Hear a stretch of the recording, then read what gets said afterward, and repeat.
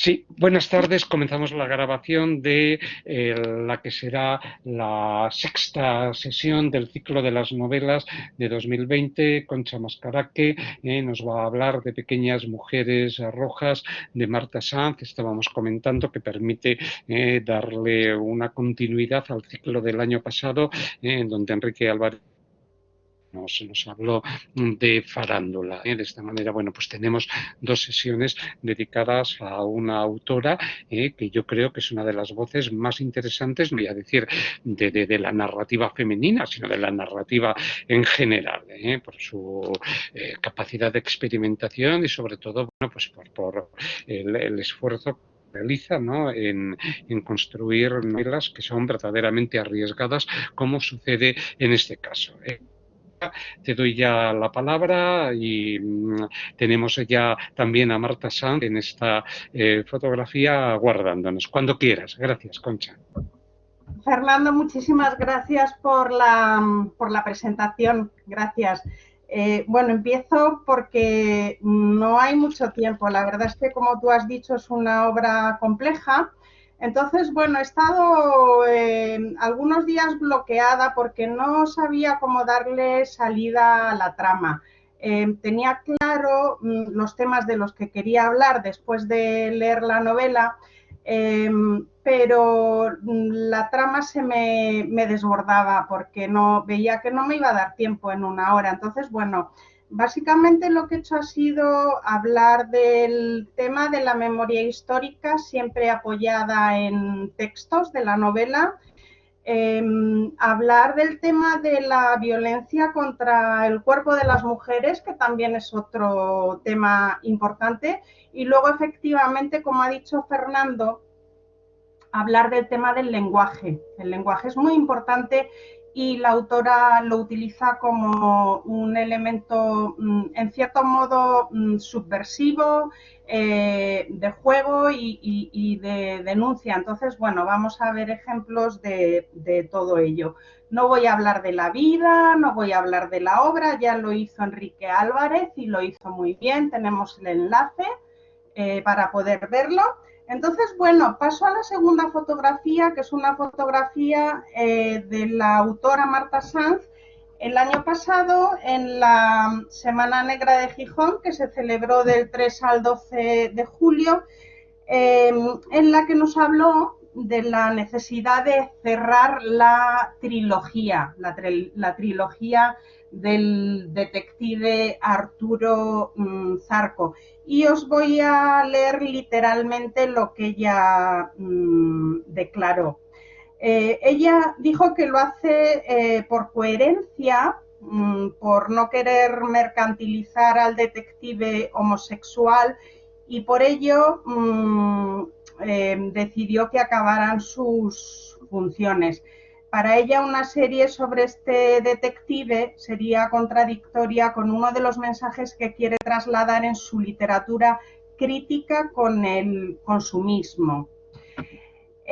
Pasamos a la siguiente diapositiva, en la que tenemos las tres novelas que componen la trilogía. Solamente voy a hablar de lo que es imprescindible para poder entender Pequeñas Mujeres Rojas, porque de mi experiencia como lectora, al haber leído primero Pequeñas Mujeres Rojas, hubo asuntos que se me escapaban y que en ciertos momentos incluso me llegaron a irritar porque no podía entender por qué se decían. Entonces, bueno, simplemente mencionar que Black es la primera, es del año 2010.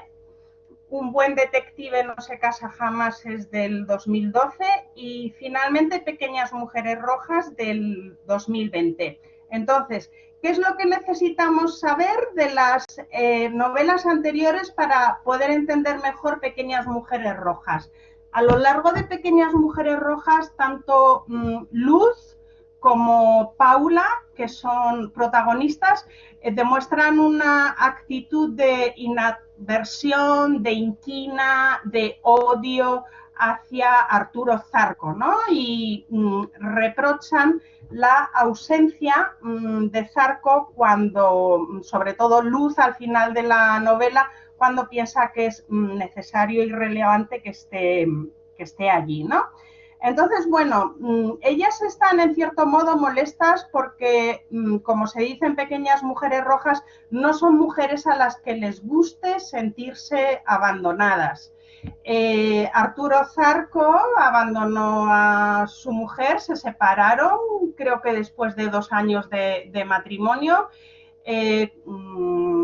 cuando él se declaró gay. Y por otra parte, ya desde la primera novela, Arturo Zarco empieza una relación amorosa con el jovencísimo hijo de Luz Arranz, que es una de las vecinas donde se desarrolla la trama de Black, Black, Black. Empieza una relación con Olmo, que es un chico, pues ahora no recuerdo muy bien si tiene 18, 19, 20 años, pero vamos, en todo caso muy, muy jovencito. Entonces, bueno, por eso están ellas enfadadas, entiendo yo, ¿no? Con él. Y así lo expresan a lo largo de Pequeñas Mujeres Rojas. Es muy significativa en esta última novela la ausencia física total de Zarco, por lo menos para mí. Sí que está presente en la mente de Luz y de Paula, pero no está ahí, ¿no?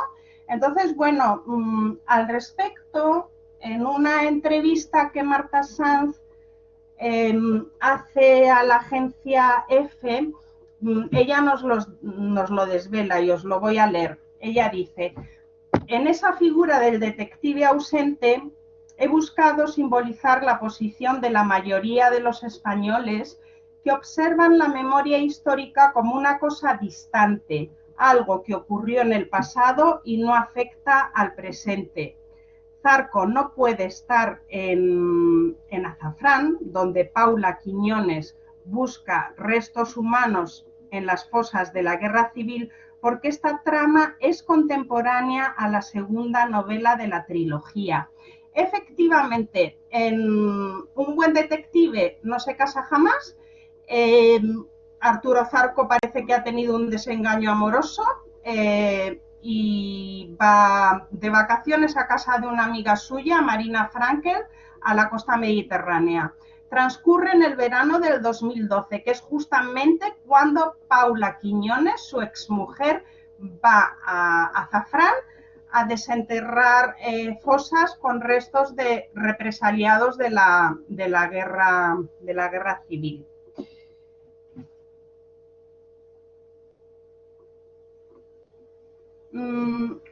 Perdón. Bien, una de las cosas que llama la atención en este libro, por lo menos a mí, es el título, ¿no? ¿Por qué pequeñas? Precisamente en minúsculas, y por qué mujeres rojas, ¿no?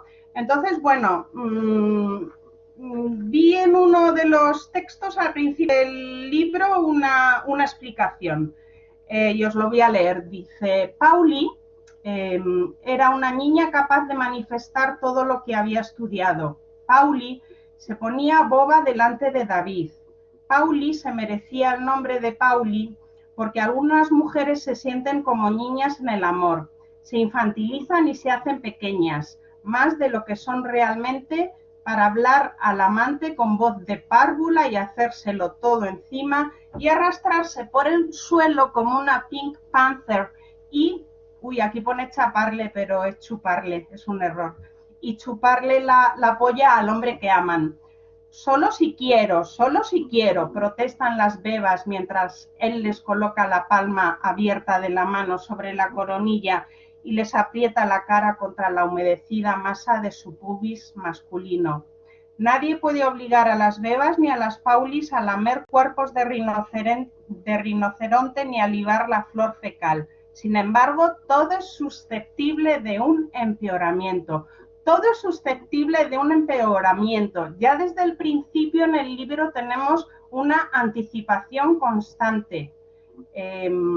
Evidentemente, bueno, pues no podemos esperar un final tan feliz como en el de como en el libro de Rosa Montero, se me ocurre, de la buena suerte. Pero bueno, aquí tenemos ese pequeñas porque algunas mujeres, según la autora, se empequeñecen, ¿no? Cuando se enamora. Mujeres rojas, yo creo que es obvio. Paula es nieta de un republicano que fue tiroteado en la guerra civil, herido. Pequeñas mujeres rojas son Paula y su compañera, que están trabajando en las fosas, donde están enterrados los cuerpos de los muertos por los franquistas en la guerra civil. Entonces, bueno, lo de rojas lo tenemos en el libro, aparecen pintadas donde ellas trabajan, en las que pone, por ejemplo, exhumadoras rojas, cizañas, moscas cojoneras, ¿por qué queréis desenterrar a nuestros muertos? Entonces, bueno, estas mujeres rojas yo creo que va por Paula, por su compañera, incluso por Julia Melgar, un protagonista que para mí es uno de los más entrañables y tiernos del libro.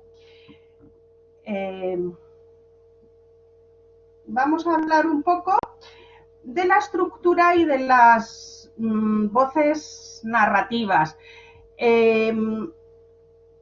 Hay una voz narrativa que es el coro de los niños perdidos y de las mujeres muertas, son los muertos de las fosas.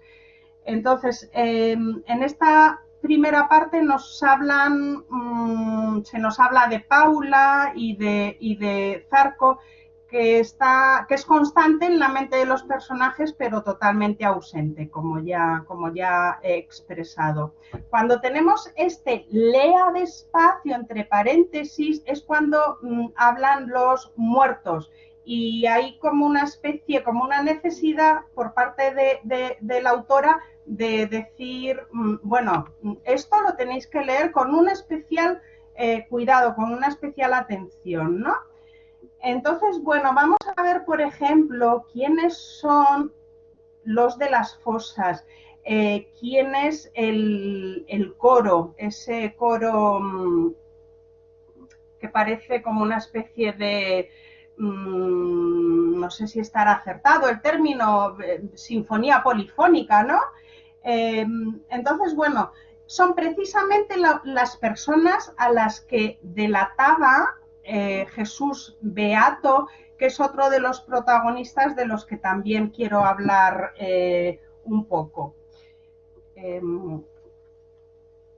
Un instante. Bueno, os digo quiénes son los muertos.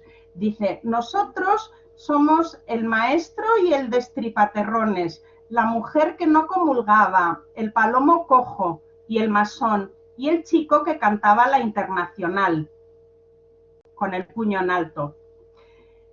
También somos españoles. Consignamos este pequeño detalle porque hoy nos roban patria, gentilicio, las coplas de Miguel de Molina, las lágrimas y la bondad. Nos queda el sentido del humor. Entonces, para nosotros, cantantes y maestros, los padres de Boreal y Armonía, destripaterrones, labradoras, para nosotros, ser españoles era importante, pero lo era más aún ser fraternos. Este me parece un texto muy significativo que explica quiénes eran todas estas personas que sufrieron las represalias en la guerra civil. También dice que junto a ellos descansan un estadounidense o un inglés. Dicen que se comunican con él por señas porque somos muy brutos para aprender los idiomas anglos y las extravagancias. Yes, Dicky es el nombre de este extranjero que está enterrado en las fosas, que no saben realmente cómo llegó allí y que está, y en las fosas también está una brigadista, también extranjera. Bueno, esto está dentro del principio, en la parte primera, ¿no? En la parte de asesinos que ganan, lea despacio. Bueno, en la segunda parte, Poltergeist, Nana de Tórtolas. Bueno, es curioso el nombre, es curioso el contraste entre, por ejemplo, Poltergeist, que es una palabra de origen alemán. Polter significa hacer ruido y Geist significa fantasma. Entonces, bueno, podría hacer alusión a los fantasmas, a los muertos, ¿no? A los que componen el coro de niños perdidos y mujeres muertas. Y es un contraste con tórtola, que es una palabra que significa paloma, ¿no? Que es una palabra que simboliza paz. Entonces es una nana de tórtolas. Empiezo con el principio de Pedro Páramo, que es un principio precioso, que lo leería si tuviera tiempo, pero no lo voy a leer, ya lo podéis hacer vosotros. Entonces, Pedro Páramo es un libro bellísimo de Juan Rulfo que merece la pena leer y que, bueno, en cierto modo se relaciona con este porque en Pedro Páramo hay muertos que son protagonistas y que, en cierto modo, por así decirlo, cobran vida. Aquí la voz narrativa es la del coro de muertos. Y aquí se nos cuenta la historia de un auténtico, para mí es un relato de la guerra civil dentro de la novela. Es el relato de Jesús Beato, uno de los protagonistas, que para mí representa lo peor de la guerra porque es el delator, ¿no? El que a todas estas personas que están muertas, a estas personas las delató, pero es que te podían delatar por llamar a tu hijo Armonía y Boreal, como hemos visto, por ser maestro. Lo que pasa es que este Jesús Beato magnificaba las cosas, añadía detalles de su cosecha, exageraba para hacer bueno, pues que los atraparan, que los fusilaran y se pudiera quedar él con parte de la fortuna. Y ahí es como hace el dinero, ¿no? Perdón, se me ha olvidado mencionar una parte de la primera parte, así que me vuelvo al primer punto, Azafrán. Donde dice epistolario mutante, se refiere a que en esta primera parte Luz y Paula intercambian cartas, ¿no? Entonces Paula ya le va contando cómo le van las cosas al llegar al pueblo, que ha empezado una relación con David, el nieto de este Jesús Beato, que es un delator, pero que al principio del libro se nos presenta como un hombre que justamente cumple sus 100 años y es un hombre, bueno, pues así viejecito, se le cae la baba, el nombre Jesús Beato, ¿no? Tiene unas connotaciones, pues, como un poco religiosas, ¿no? Y es curiosa la forma que tienen de comunicarse porque es un epistolario, dice, se escriben cartas, ¿no? Entonces, es una especie de guiño a lo analógico, ¿no? Dentro del tiempo en el que vivimos, este tiempo de prisas, en el que incluso la autora nos tiene que decir, lea despacio, ¿no? Para que nos tomemos nuestro tiempo para poder procesar lo que nos está diciendo, ¿no? Bueno, entonces tenemos Azafrán, Poltergeist y la tercera parte, Estabulación, tratado para pieles delicadas. Empieza con una entrevista de Marguerite Duras a Francis Bacon en 1971 y me parece muy significativo que aparezca aquí precisamente Francis Bacon, que, bueno, os voy a mostrar una diapositiva un poquito más adelante, porque es el pintor de, por así decirlo, no sé, de la fealdad,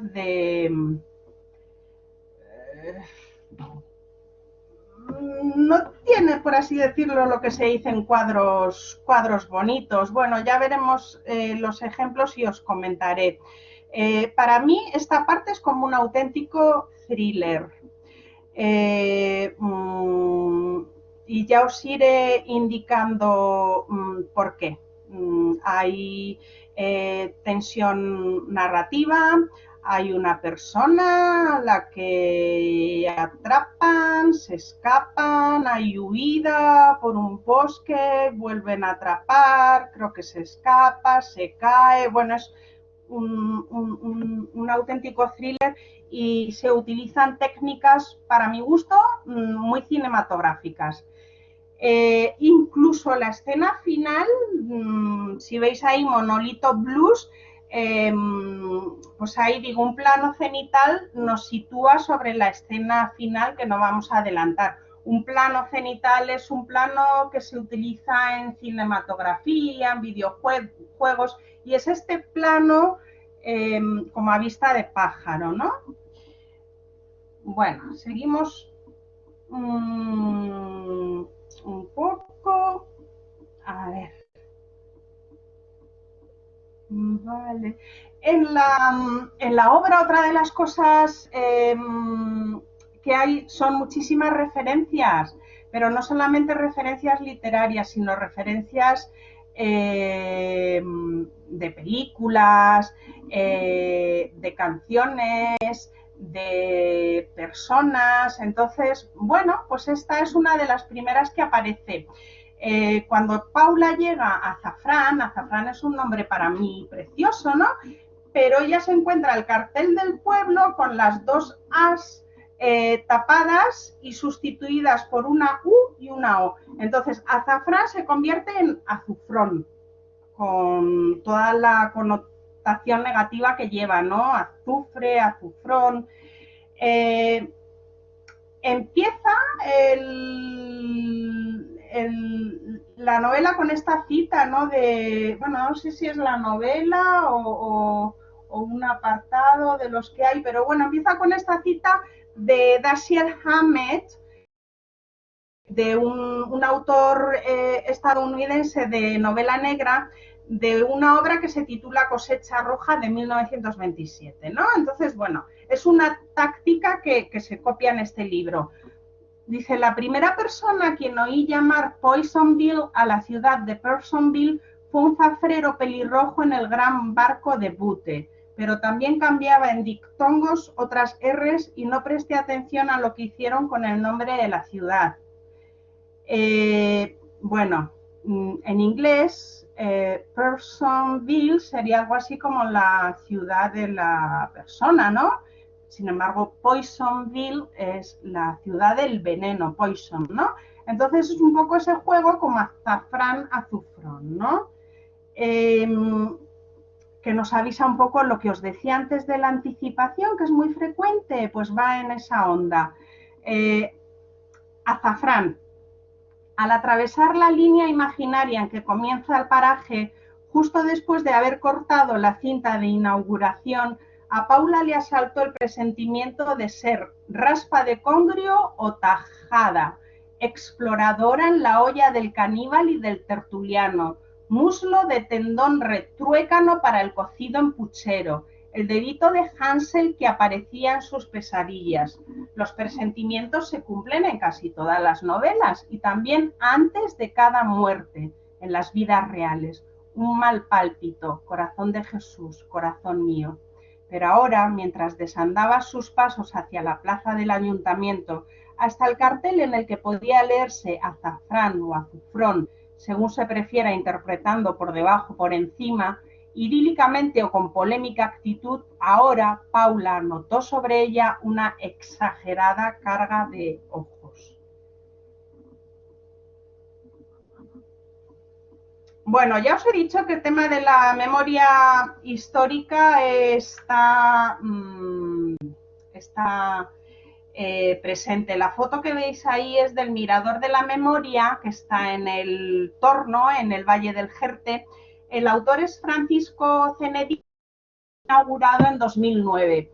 A los pocos días apareció vandalizado. Si os dais cuenta, en la figura que hay a la izquierda, justo detrás del hombro, pues se ve el impacto de la bala, ¿no? Entonces, bueno, en un principio pretendieron arreglarlo, pero el autor se negó y dijo que no, porque eso le daba más sentido a su obra, ¿no? Y me pareció significativo. Bueno, pues yo me voy al texto. Y en el texto lo que dice, en una parte de la novela, al principio, dice: somos los niños perdidos, los que no crecen nunca. También entre el barro vislumbramos cuerpos mujeres, aunque aquí ya no importe lo que somos, los unos y las otras, y practiquemos de un modo involuntario todo tipo de cópula, profanación y licuefacciones. No buscamos compasión ni regalías, pero nos compadecemos de nuestros hijos, que se van haciendo más viejos de lo que nunca nosotros llegamos a ser, y aún no guardan ni una molécula de ceniza, ni un dedito de Hansel para dejar caer al fondo de esa urna funeraria que hace demasiado tiempo lleva escrito nuestro nombre. Ignoran nuestra dirección. A mí esa frase me impactó, ¿no? Lo de ignoran nuestra dirección. Que bueno, que como vamos a ver un poquito más tarde, no es del todo cierto, porque sí que es cierto que hay familias que sí saben, sí sabían dónde estaban sus muertos. Otro texto que se refiere a la memoria histórica y que a mí me impactó es este que vamos a leer. También habla Paula, y es al principio de la novela. Dice: no voy a insistir en el ambiente que tú ya conocerás bien de los pueblos mesetarios, pero sí me gustaría contarte la impresión que me provocó atravesar la puerta del número 1 de la avenida, es un decir, Caídos de la División Azul, que recorre Azafrán de este a oeste. En paralelo y en perpendicular, relículas de calles con el nombre de generales franquistas, carniceros y carniceritos, como si no hubiese pasado el tiempo y la conciliación solo se pudiese producir olvidando masacres y crímenes, pero sin borrar de las fachadas de las iglesias los nombres de los caídos por Dios y por España. La onomástica vencedora. ¿Para qué? Me espetan algunos con una memoria selectiva que llena de sentido, más allá de mis penurias sentimentales, este viaje difícil hacia los pasados rotos. Pues anda, hija, que no hay otras cosas más urgentes en las que gastar dinero. Me lo dicen mujeres que van a misa y alargan la primera A de anda y la I de hija de un modo casi ofensivo para mi oreja capitalina y clasista. A veces me gustaría ser alemana, de cualquier país menos este. Y no me hables de las bondades del clima, ni del jamón serrano, ni de los triunfos deportivos, de lo variados que son nuestros paisajes y de lo mucho que nos sabemos divertir. Somos tan disfrutones, tan dicharacheros, tenemos tan buen humor. Yo hoy quiero ser de Nuremberg o de Colonia o de Stuttgart, una berlinesa que se detiene cuando pasa al lado del cementerio judío o junto a la estatua de Marx y Engels, que posan como un matrimonio muy cerca del Rathaus.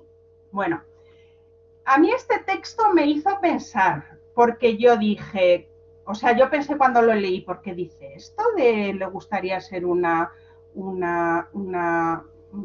le gustaría ser de Nuremberg, una berlinesa al lado del cementerio judío. Y bueno, ya me puse a pensar y me acordé de mis estudiantes alemanas. Hubo unos años que tuve grupos sobre todo eran chicas alemanas que venían aquí a trabajar de au pairs, cuidando niños, y teníamos un curso intensivo de 2 horas todos los días de español, ¿no? De español.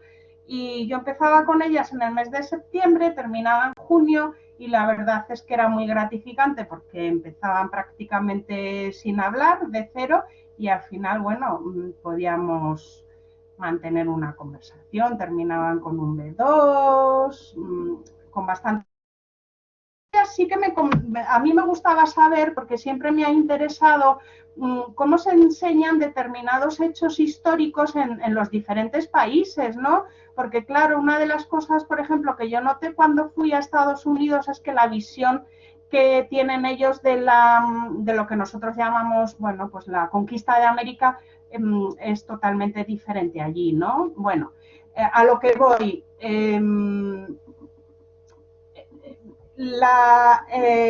hay una educación en memoria histórica en Estados Unidos, en Estados Unidos no, perdón, en Alemania, en el sentido de que, bueno, pues estas estudiantes me comentaban que en el instituto les enseñan el holocausto, lo estudian.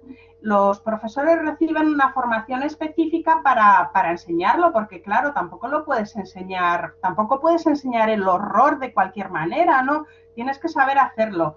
Y luego, bueno, pues son situaciones diferentes, porque claro, allí fue Hitler el que perdió, aquí en España fue Franco el que ganó, pero de todas formas, esto se refiere a que allí los judíos están enterrados, tienen sus monumentos y si veis el fondo de la diapositiva, pues es precisamente una imagen de un monumento a los judíos en el cementerio de Berlín. ¿Vale? Entonces, bueno, yo creo que se refiere a esto, a que la memoria histórica en otros países sí que está presente, más que aquí en España, ¿no? Esto, bueno, este es un documental, lo he puesto aquí por si os interesa el tema, es un documental producido por Pedro Almodóvar que ganó en el año 2019 el Goya, el mejor documental, y es precisamente sobre la memoria histórica. Se nos habla de la ley de amnistía, del pacto del olvido y últimamente de la querella argentina para intentar sacar adelante el hecho de que las familias pues pudieran desenterrar a sus muertos de las fosas, de las cunetas y darles pues un entierro digno, ¿no? Y también viene al caso porque la fotografía que os he puesto del mirador de la memoria está aquí presente en el silencio de otros. Entonces, también en este documental aparece un personaje muy siniestro de la historia de los últimos tiempos en España, que es Billy el Niño. Es un torturador de la época franquista. Entonces, en la página 157 de Pequeñas Mujeres Rojas se menciona indirectamente porque dice, hace alusión a los torturadores de Franco exhibiendo sus seudónimos de Far West. Far West es el lejano oeste y Billy el Niño hace, bueno, pues se hace alusión a ello. Y esta fotografía es de María Martín, esta señora que perdió a su madre a los 6 años y que dijo una cosa que, bueno, pues a mí me llegó al alma, ¿no? Ella todo iba, no sé si todos los días, pero con muchísima frecuencia, allí precisamente donde está enterrada, porque ella sí sabía dónde estaba enterrada su madre, pero bueno, se murió sin poder desenterrarla. Y ella lo que decía es lo injusta que es la vida. No la vida, los humanos somos injustos. Y esto me llegó. Bueno.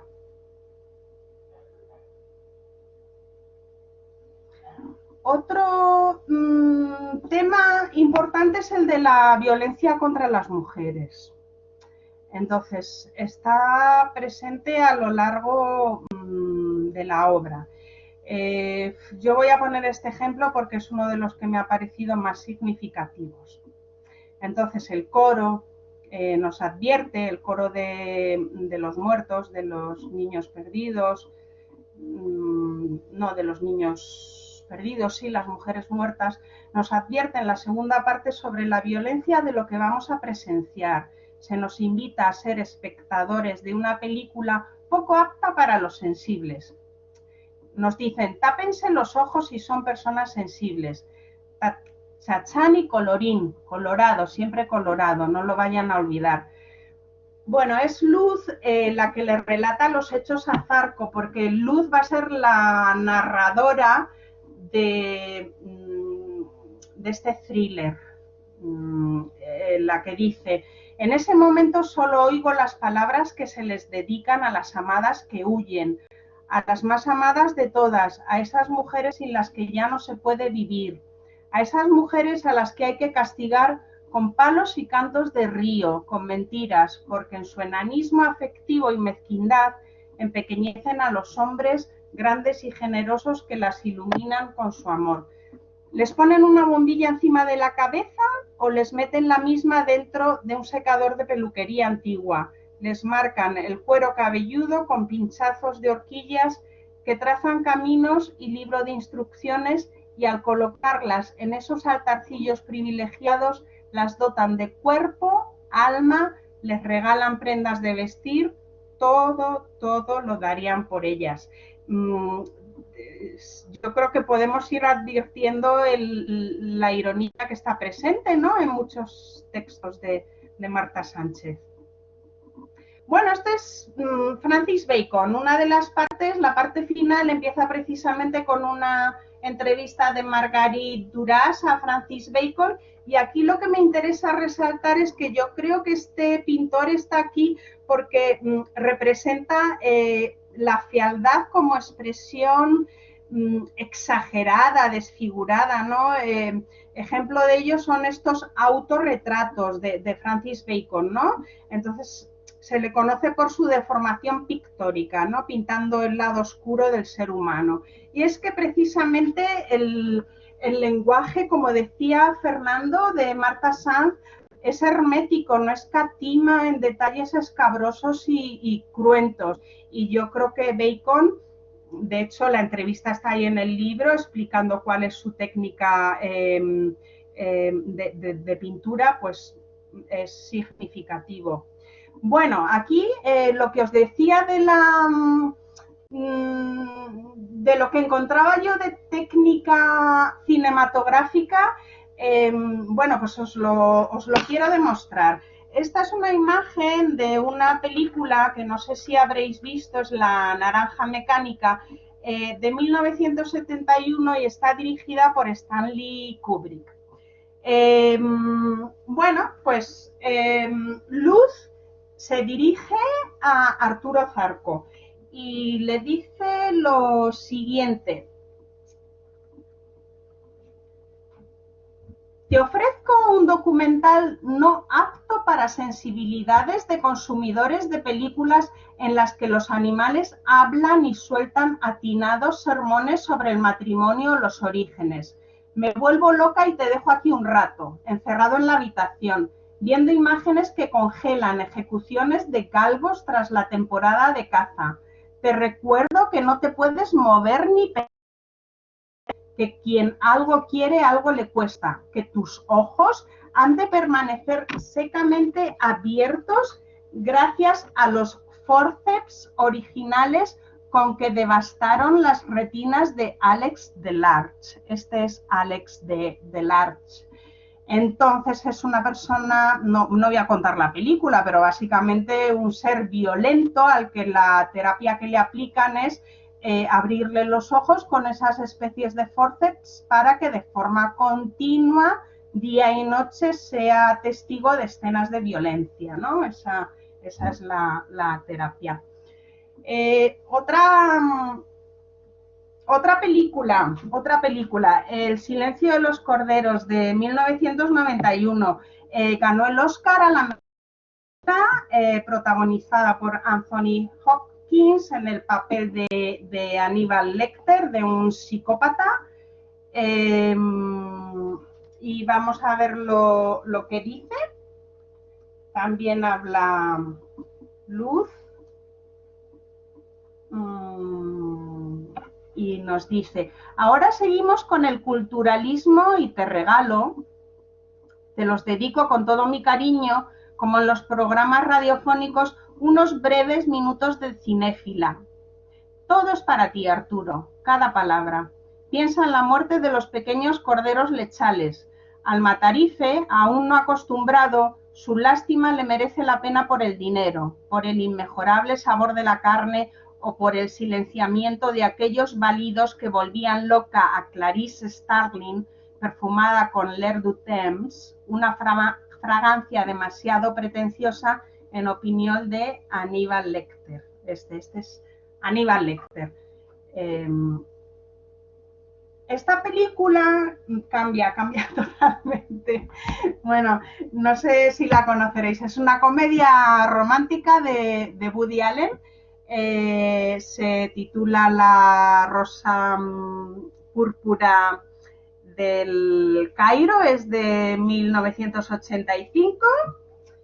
Y bueno, pues él la menciona para dar así una salida un poco elegante a nuestro amigo Arturo Zarcos. Lo voy a leer. Luz le dice: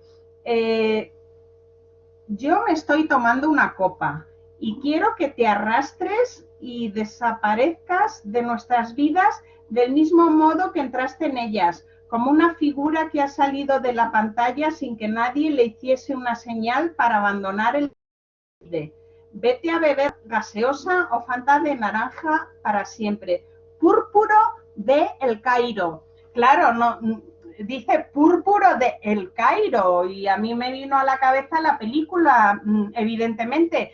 En esta película el personaje sale de la pantalla, uno de los personajes, para encontrarse con una de las espectadoras, que es precisamente Mia Farrow, la que fue durante un tiempo musa de Woody Allen y su exmujer ahora.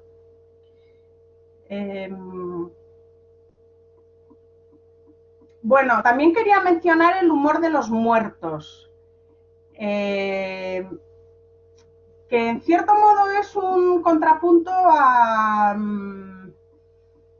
al tono a veces un poco cruento del libro, ¿no? Porque se nos cuentan cosas, la verdad es que duras. Hablan los muertos y ellos dicen: los azafraneses, reunida la academia... Esto creo que está mal.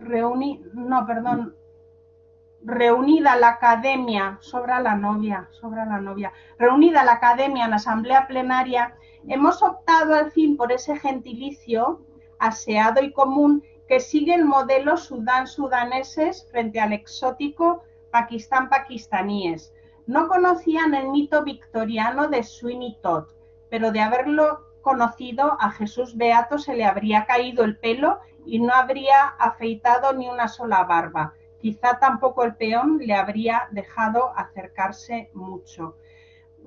Bueno, aquí hay otra alusión cinematográfica a un de Tim Burton. Voy a seguir leyendo y ahora lo explico. Quita bicho. Aquí pudimos disfrutar de diferentes versiones de la historia del barbero sanguinario. Nos aburríamos y nos interesaba la putrefacción de la carne y las especiadas combinaciones gastronómicas del kidney pie y la mermelada de ruibarbo. The Demon Barber of Fleet Street, mascullaba Dicky. Yes, Dicky, yes. Lo apaciguamos para que sus guedejas pelirrojas no sobresalgan entre los colinabos. A Dicky lo trajeron para acá mucho más tarde. Nadie sabe cómo este guiri cayó descoyuntado, encima del bujarrón en la primera zanja, la que quedaba más cerca de la carretera. Aquí solo servimos como mojama. Mrs. Lovett no podría reciclar nuestras chichas ausentes.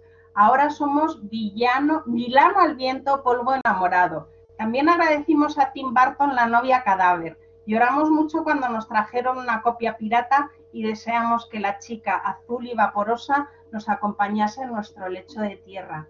Bueno, la imagen que tenemos aquí es de la película La novia cadáver de Tim Burton y el Demon Barber, no sé cómo la traduje, el diabólico barbero de Fleet Street, creo que la tradujeron, Sweeney Todd, ¿no? Es una película de un barbero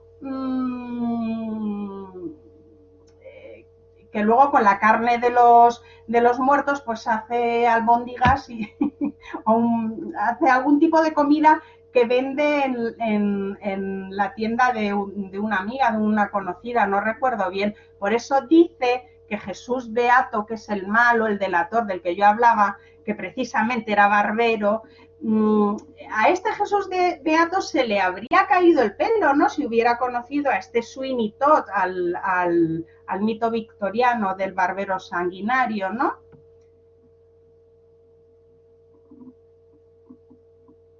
Quería hablar un poquito del estilo, del lenguaje, ¿no? Entonces voy a procurar ser breve, pero por lo menos esta diapositiva creo que es significativa, ¿no? En una entrevista a Marta Sanz, escuché dos cosas que me parecieron interesantes en cuanto al lenguaje. Dijo que por una parte ella no era el hombre que ponía, no se consideraba como el hombre que ponía nombre a los animales. Y claro, a mí esta canción me trajo a la cabeza la famosa canción de Bob Dylan, la de Man Gave Names to All the Animals. Precisamente eso, el hombre puso nombre a los animales, ¿no? Como diciendo que ya no tiene la palabra exacta, precisa para ponerle, para darle cada cosa, ¿no? Y luego, otra cosa que dijo es que ella, bueno, como que se situaba un poco en las antípodas de Juan Ramón Jiménez, cuando dice, tenéis ahí el verso, cuando dice, inteligencia, dame el nombre exacto y tuyo, y suyo, y mío de las cosas, ¿no? Es como que ella no quiere el nombre exacto, no quiere la palabra precisa. Entonces, bueno, vamos a leer un poquito sobre esto porque yo creo que es interesante. Habla Luz también al final de la historia y dice, con la descripción del aparato es suficiente. Concluyo que no podemos permitirnos el lujo de la elipsis, el lujo minimalista, el silencio como forma extrema e inversa del barroco, la elegancia innata de clase que se emula en las tiendas nórdicas de mobiliario al alcance de un pueblo socialdemócrata que no es el mismo pueblo que snifa pegamento o compra su ropa en el mercadillo. Y sin embargo tampoco soy tan fuerte como para verbalizar para ti, aunque te odie, todo lo que sé y te muestro y te escamoteo. Las visiones como alguien que tapa y destapa un cuerpo desnudo. Ahora lo ves, ahora no lo ves, con una sabanita. Es un juego sucio porque hay trampa y cartón e inhibiciones de las que se saca provecho. Es un juego sexual, es una manera de relatar la historia y las historias, una sucesión de obscenidades. Bueno, este texto también me pareció muy significativo.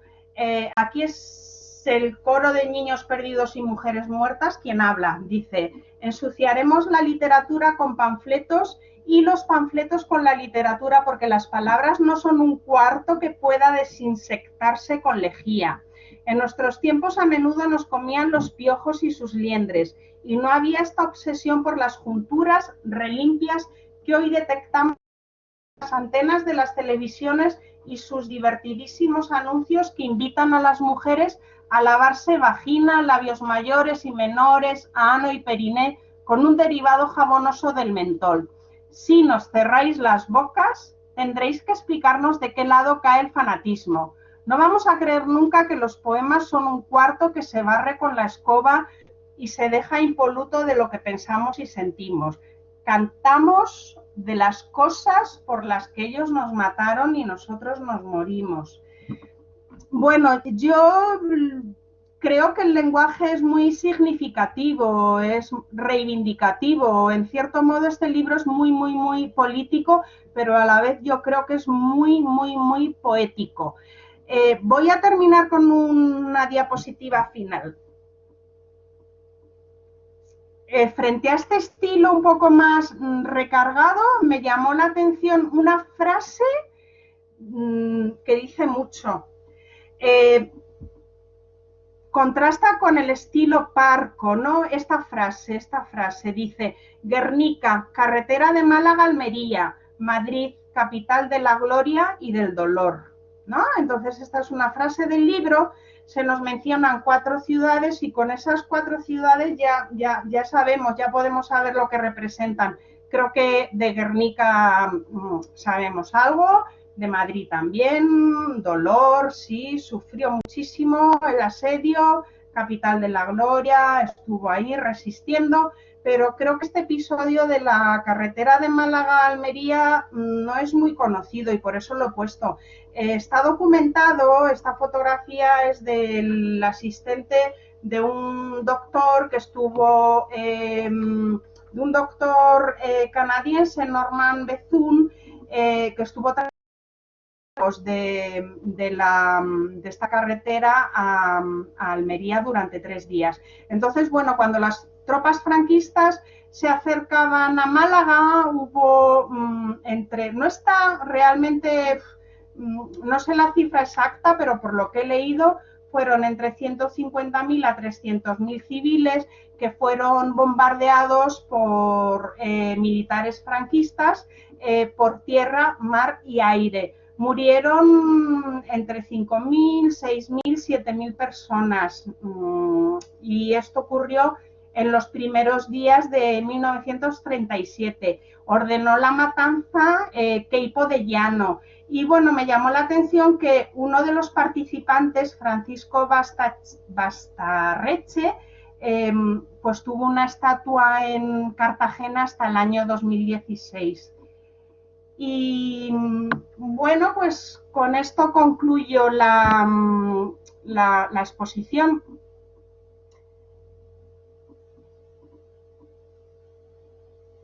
Sí, perfecto, Concha.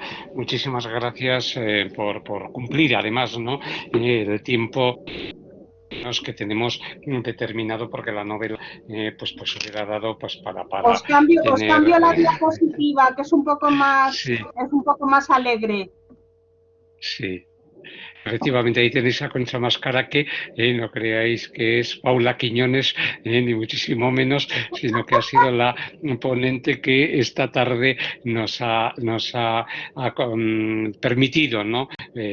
Asomarnos a este complejo mundo, a este enrevesado mosaico de voces que se van cruzando en el interior de Pequeñas Mujeres Rojas, que yo creo que es una novela y además, como habéis visto al principio, cuando nos ponía en la estructura Concha Mascaraque, hay unas indicaciones, ¿no? Léalo despacio, es decir, unos avisos sobre las dificultades, ¿no? Para poder interpretar y al mismo tiempo acceder, ¿no? A unas líneas de contenido que en todo momento se están difuminando, empezando, y ha estado muy bien traída a colación la referencia a Pedro Páramo, ¿no? Porque evidentemente lo que ocurre en la novela de Juan Rulfo pues es algo similar a lo que está sucediendo aquí, ¿no? Hay un nivel que es un nivel digamos ultraterreno, donde se encuentran ya en una masa compuesta todos esos muertos en los que coinciden tanto los represaliados como los brigadistas, ¿no? Que han luchado o que han venido a luchar para defender la República, ¿no? En la guerra civil, pero esa es una voz que va continuamente acompañando y que es una especie de ola, ¿no? Que se va moviendo por el interior de la novela y sobre esas voces que es un narrador colectivo, una primera persona en plural, que tiene además esa carga irónica, juguetona, festiva, ¿no? Que ni mucho menos podríamos pensar que está vinculada, ¿no? al mundo de los muertos. Se van alzando otras perspectivas, ¿no? Para organizar una serie de acciones a las que difícilmente acabamos cogiendo el rumbo. Es decir, es una novela ya, digamos, cuyo seguimiento argumental cuesta mucho, ¿no? Y en ocasiones, pues uno acaba diciendo, este camino no lleva a ninguna parte. Es una especie de laberinto, esta novela, que está entretejido justamente con esas voces. Por encima de las de los muertos están, como habéis visto, ese cruce de cartas que van manteniendo mientras se puede Paula y Luz Arranz, que es la más muy bien explicado por parte de Concha, porque es importante, ¿no?, la referencia a las dos novelas anteriores del ciclo, ya que hay una voluntad por parte de Marta Sanz de liquidar, ¿no?, con esta trilogía, ese mundo narrativo, y de no volver a él, pues precisamente para no caer en lo que muchos autores que llevan 10 o 12 novelas con toda una serie de personajes, porque saben que se está vendiendo muy bien y que tienen una fuente asegurada de ingresos, ¿no? En este sentido, pues Marta Sanz opta, ¿no?, por cerrar, ¿no?, lo que podría llegar a ser pues una fuente económica, ¿no?, para preservar, si queremos, la dignidad literaria del proyecto tal y como lo había concebido. Entonces están ese cruce de cartas en donde tendríamos los juegos de los narratarios correspondientes, y luego hay también un narrador en tercera persona en algunos capítulos que nos permite seguir pues los pasos que va dando Paula cuando llega al pueblo, y efectivamente el modo en que se va a ver envuelta, porque tan importantes como los muertos son los vivos, los descendientes, ¿no?, de este Jesús beato al que van cuidando, porque saben también, bueno, pues que en fin, los hijos, ¿no?, que se están ya comenzando a pelear por la herencia, hijos que no se hablan desde hace tiempo, y que vienen ya a disputarse de una manera cainita los restos de una herencia había sido precisamente formada por el requisamiento de los bienes, ¿no?, de aquellos a los que había denunciado durante la guerra civil, porque se había quedado con sus tierras, con sus casas, con todo aquello que no podía tener un determinado valor, ¿no? Y entonces ahora hay otra suerte de guerra civil precisamente entre los hijos de este Jesús beato por hacerse con la mejor parte de ese pingüe pastel, ¿no? Entonces, bueno, de algún modo se van contraponiendo así situaciones que desde el presente nos van remitiendo hasta el pasado, ¿no? Entonces es fundamental, ¿no?, dejarse arrastrar por esa serie de voces, y desde luego quienes no hayan leído la novela y se atrevan a meterse en ella, ¿no?, que es algo recomendable, sobre todo si se han visto las anteriores, pues no desesperarse, ¿no? Sí, se ve que el hilo narrativo llega a perderse en algún momento determinado, porque es una de las preocupaciones, además, que tiene Marta Sanz, en un estilo cada vez más complejo, cada vez más difícil.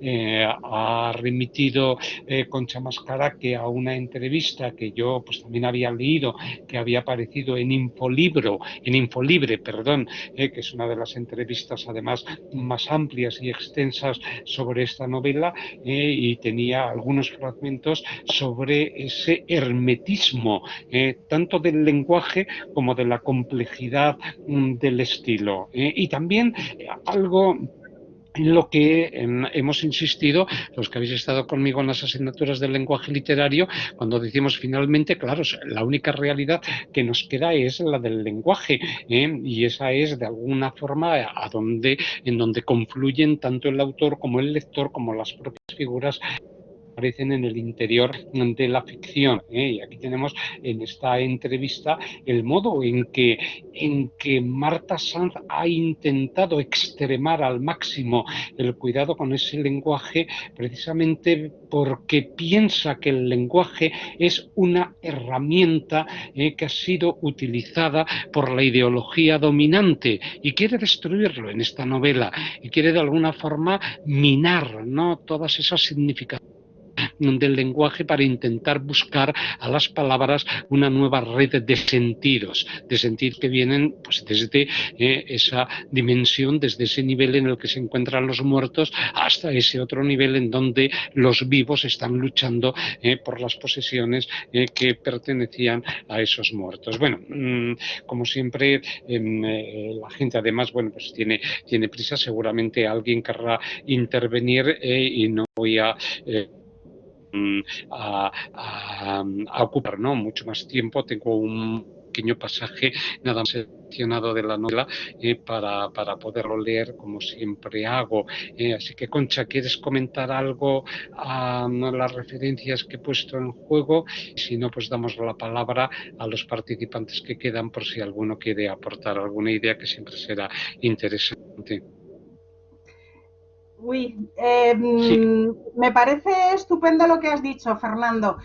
No tengo Mm, nada que añadir, simplemente que yo sí que animaría a la gente a que leyera la novela, aunque mm, pueda parecer que es complicada. Lo que pasa es que yo, claro, me pregunto algo. Esta mujer, Marta Sánchez, y yo somos, por así decirlo, vamos, nos licenciamos de la universidad el mismo año. Entonces, claro, todas las referencias que hay en el libro sí, sí. son de cosas que yo conozco, son canciones de cuando yo era pequeña, son películas que he visto de joven. Eh, Mm, entonces yo a veces si no habrá ahí como una especie de brecha generacional. Yo no sé si la gente que ha asistido, que son tus estudiantes ahora, que son más jóvenes, por ejemplo, conocen mm. las películas bueno, que hay en el libro y que de las que yo he puesto diapositivas, ¿no? No sé si Sí, hay con tantas de referencias, seguro, sí. pero ya Porque muchas son clásicas. Vamos a ver qué es lo que Enrique Álvarez tiene que decirnos desde su conocimiento de Marta Sanz. Venga, Enrique. Sí, pues yo me alegro mucho de que Concha haya sacado ese tema porque yo es algo que también había pensado mucho. Yo para nada correspondo a la generación de Marta Sanz y efectivamente hay muchísimas referencias que yo no tengo. Pero Mm, claro, en cambio, pues yo le pregunto a mis padres, o de hecho mi madre tiene exactamente la misma edad que Marta Sanz, son del mismo año, y claro, para ellos el texto es completamente distinto porque les habla mucho más cerca de lo que me habla a mí. Y bueno, todo lo que has comentado sobre el estilo, Concha, estoy completamente de acuerdo. Al final, lo que nos demuestra Marta Sanz es, bueno, lo que nos intenta mostrar es una especie de literatura que esté muy ligada a la realidad o a lo que ella entiende por realidad, ¿no? Y hasta tal punto quiere fundir el fondo y la forma de sus escritos que mm, esa violencia que nos muestra no es más que la violencia que ella ve en el mundo. Ella, bueno, yo las veces que he podido hablar con ella siempre ha insistido en que ella, antes que escritora, es observadora. Y eso es verdad que en Pequeñas Mujeres Rojas no lo vemos tanto como se veía pues, en Farándula, que comentamos el año pasado, u otras novelas suyas, porque no hay tanta descripción de un mundo urbanita o de un mundo más cercano al suyo. De hecho, es bastante distinto al mundo que ella conoce, el que describe en esta novela. Pero sí que se nota la violencia y de hecho, vamos, yo comprendo perfectamente que alguien que no conoce la figura de Marta Sanz, que no ha entendido ya lo que pretende hacer ella con su escritura, pues empiece a leer este Pequeñas Mujeres Rojas y casi se asuste y lo deje, ¿no? Porque es que yo, vamos, de hecho es que es una novela que fatiga, porque es tan violento el lenguaje que a uno incluso lo cansa, ¿no? Porque además es muy rápido todo. Y bueno, yo quería insistir sobre todo en eso, en que ella se mueve frente a lo que interpreta que es el canon y que parece que trata de cristalizar pues una especie de mundo que ella no es el que ve, ¿no? Desde su casa en Malasaña ella no es lo que ve, entonces ella dice por qué tengo que participar de esta literatura que en parte parece tan falsa si el mundo no es tan bonito como, bueno, como ponías, Concha, en el ejemplo, como las tiendas de muebles nórdicas, ¿no? El mundo es mucho más feo que todo eso y yo voy a escribir para demostrarlo. Entonces, bueno, yo es que me voy a callar ya porque yo, bueno, a mí Marta Sanz me encanta, entonces me callo ya y mm. dejo que hablen los demás. Efectivamente, Enrique, se nota.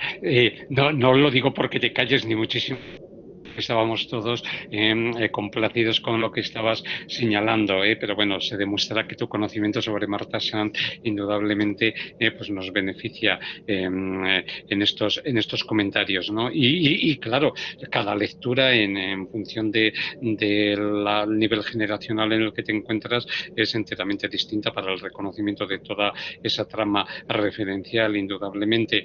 Tenía también la mano levantada y le voy a dar paso a Jesús Aguilar, antes de Concha pues le responda Enrique. Jesús, buenas tardes.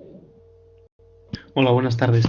Nada, simplemente era Sí, para decirle a Concha, que aparte de gracias, que las películas que ha comentado, yo, bueno, tengo 24 años, pero sí las he visto, me refiero, como tú decías, como tú bien decías, son clásicos, entonces creo que pese a la brecha generacional que obviamente existe, creo que cualquier lector puede entender las referencias que ocultan. Así que nada, era simplemente eso. Y bueno, que la rosa púrpura del Cairo esconde, bueno, esa reflexión metaliteraria, porque al fin y al cabo un personaje sale de la pantalla, pero sale de la pantalla para hablar con el protagonista de la película, que además es director. Entonces, bueno, ahí también se esconden relaciones significativas que son muy, muy interesantes. Igual que todas las películas que cita, que también se puede establecer paralelismos muy curiosos. Así que nada, simplemente eso. muy bien. Concha, ¿quieres A ver, apuntar algo a los...? sí, una de las cosas que yo con esta novela, a ver, reconozco que si lo que tú quieres es pasar el tiempo, desconectar un poquito y bueno, no complicarte mucho, pues no es la mejor novela, pero si te lo quieres tomar como algo bueno, nosotros estamos acostumbrados a leer, ¿no? Entonces, bueno, pues yo creo que hay que atreverse. Una de las cosas de esta novela es que a mí yo me sentía un poco a veces vapuleada, llevada de un sitio a otro. Claro, me mencionan una película y yo pues empiezo a pensar en esa película y esa película, yo la vi con esta persona en este cine hace tanto y este libro, yo este libro me lo leí, y esta canción es de sonrisas y lágrimas. Anda, y esta es de las cosas del querer, que la vi con mi hermano y así. Y bueno, pues no sé, me sentí un poco que, bueno, y fui apuntando las referencias y tengo un folio con casi pues un folio entero por los dos lados, casi, pero ya lo dejé porque digo, mira, ya pasó, tampoco estoy haciendo una tesis doctoral de eso, de que está lleno de... si me sentía así un poco, no sé. Pero vamos, es una sensación que a mí como lectora pues también me gusta. Efectivamente.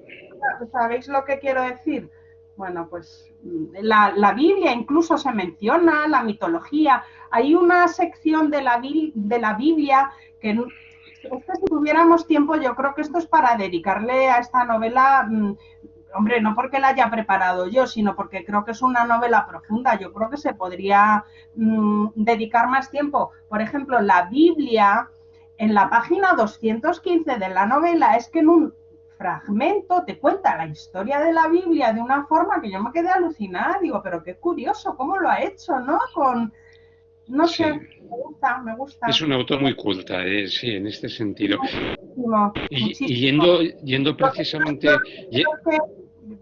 Que claro, que una persona que lea, por ejemplo, este libro, pues creo que tiene que tener una mínima formación, o bueno, como en el caso de Jesús, pues tiene a sus padres que son más o menos de mi edad, ¿no? Entonces, pues sí, que le pueden ir diciendo, tal vez, pero vamos, que tiene referencias hasta al himno de la Internacional, pero claro, ya tienes que ir sabiendo, leer entre líneas, ¿no? Cuando habla de las famélicas legiones, por ejemplo, y son muchas referencias.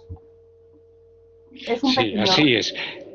así es. Y además es ya recuperando un poco la trama, ¿no?, de las voces narrativas y de los juegos ficticios, ¿no?, a los que estaba aludiendo también Jesús con la alusión, ¿no?, de la película de Woody Allen de La Rosa Púrpura del Cairo.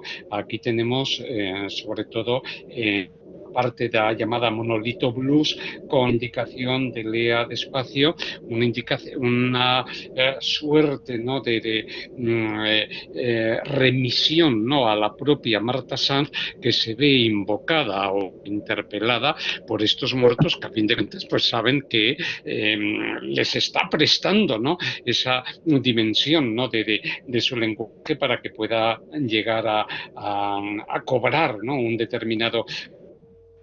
Quien escribe estas páginas aparece justo en este instante, fugazmente, como Alfred Hitchcock en sus películas, transeúnte que baja o baja del tranvía, bebedor de martini a la hora del aperitivo, para constatar dos hechos: que quien escribe siempre es centrípetamente personaje de una obra, y que los personajes de una obra son las centrifugaciones enmascaradas de quien escribe.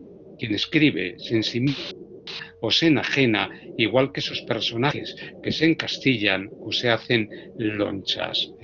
Es fundamental, por tanto, ¿no?, esta suerte de comunión que se establece, que no es la voz, ¿no?, de Marta Sanz, ¿no?, la que así lo determina, sino que son ese coro, ¿no?, de voces de los muertos que quien de algún modo remiten a la autora de la obra, ¿no? Son las referencias a estos juegos metanarrativos. Por cierto, que esta novela está dedicada, aparte de Edurne Portela, a Sara Mesa. Ser una de las autoras, un amor de quien nos hablará Clara Pablo ya cuando volvamos después de Semana Santa. José Luis, coméntanos. Bueno, a mí primero felicitar, ¿no?, la intervención de Conchi. Sí. Sí, por supuesto. Con muchos matices que la explicación. Y de verdad que me parece, sin haber leído la obra que ha contado Conchi, por lo que he podido leer, me parece que es una obra con una fuerza muy grande, Sí. por los coros de los niños perdidos y las mujeres muertas, que le dan una fuerza tremenda a lo que de verdad le importa, creo, a la autora, que es contar la historia de cómo en España pues, se ha perdido un poco la memoria histórica. Y de verdad que solamente de pensar en la imagen o poniéndonos en el lugar de lo que tuvieron que pasar los familiares que tienen por toda España a sus seres queridos sin saber dónde están. Y me parece de una fuerza que impregna la obra de una forma que me resulta muy, muy interesante y que de verdad que creo que lo ha conseguido, ¿no? Mezcla los coros de los muertos, me recuerdan un poco a las obras de teatro de los clásicos griegos, en los que siempre están permanentemente diciéndole a los personajes lo que piensan y lo que tienen que hacer. No sé, me ha parecido muy interesante y desde luego que sí, que creo que no sería la obra apropiada para leer, no sé, un fin de semana que tengas para descansar, pero sí me parece que tiene mucha riqueza. Y luego, el poner los tiempos de la segunda y tercera novela, me parece que desde luego, como tú decías, Fernando, que demuestra que la autora no quiere sacar libros como churros, que últimamente se está viendo mucho. Y me parece muy interesante que no siempre las sagas literarias tengan que incidir en los mismos personajes. Me parece que ha sido un recurso muy interesante. Sí. Estamos de acuerdo, efectivamente, José Luis. Es una novela escrita sobre todo para inquietar, para provocar, ¿no? Para que de algún modo el lector se sienta muy incómodo, ¿eh? A mí me ha pasado también lo que a Concha cuando lo estaba leyendo, que me removía muchas cosas, algunas partes de la novela, ¿no? Y, en fin, pienso que en ese sentido, pues Marta Sandra lo ha hecho, ¿no? Para no facilitar, bueno, pues es una lectura simple, una lectura de entretenimiento. Es todo lo contrario, de una forma cierta. Bien, ¿alguien quiere comentar alguna cosa? Porque oye, los asistentes van abandonando poco a poco la sala, que hay exámenes, hay cosas. Pues entonces, Concha, si quieres, pon tu cierre a tu intervención, si quieres añadir algo. Bueno, una pequeña cosita, ¿vale? Es que, a ver, aquí pone Antonio Luis, dice, muy interesante la desbandá. Gracias por la exposición. Bueno, la desbandá fue el nombre que se le dio pues a la última diapositiva que yo he puesto Sí. de la huida de Málaga a Almería. Bueno, sí. Está el nombre, yo he escuchado el nombre de la desbandá y también he escuchado el nombre de la huía, de la huida, por eso se lo he puesto ahí. Sí. Y yo solo quería decir que a mí me gusta más la huía, porque la desbandá para mí tiene como una pequeña connotación negativa, ¿no? Como de descontrol, ¿sabes? Y ahí, por lo menos como se ve en la foto, todos iban, no sé, como enfilados, no sé, solo eso. Bueno. Vale, perfecto. Bueno, pues yo creo que con este comentario, al hilo de... efectivamente, siempre aprendemos algo en estos días. Quedamos convocados, pues escribiré la próxima semana, pues que a Asunción Guerrero, que sigue aquí con nosotros, nos va a hablar de la que es la primera novela, en este caso de Ana Merino, ¿no? Que fue el Nadal del año pasado, el mapa de los afectos. Será, en fin, otro desarrollo, desde luego, tan interesante como el que hemos visto esta semana. Bueno, y dándole de nuevo las gracias a Concha, porque verdaderamente la novela era dificilísima, ¿no? de tocar. Yo creo que se ha suscitado, ¿no? el interés por acercarse a la misma y también la prevención sobre lo que nos vamos a encontrar. Pero es necesario, ¿no? En ocasiones enfangarse, ¿no? Con lo que las lecturas puedan aportarnos, sobre todo si son estos temas como memoria histórica y sobre todo la violencia contra las mujeres, que son dos temas pues tan tristemente candentes. ¿De acuerdo? Pongo fin a la grabación entonces y ya nos despedimos.